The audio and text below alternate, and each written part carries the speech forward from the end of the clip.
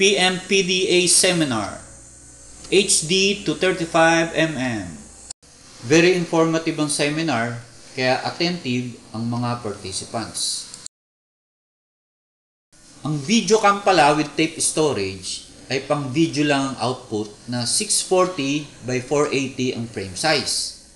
Kung intended para sa 35mm conversion o yung tinatawag na kinescoping, dapat memory card ang gamitin para at least 720 man lang ang frame size. Ako nakakaya ako ng biktima eh. Ay, ikaw na ng biktima. Aside from the technical part, nagkaroon din ng bonding mga participants, lalo na syempre sa kainan.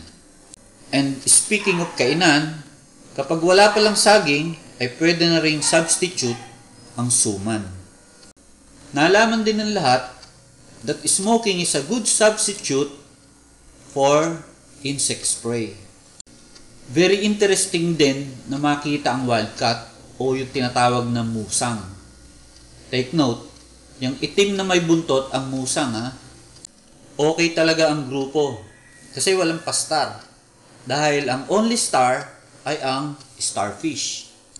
Wala ring nag-away o walang nagbangayan.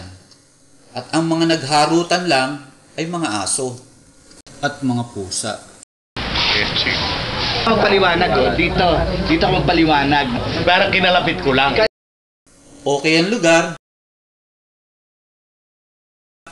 Masarap maglakad, lalo na kung maliwanag ang buwan.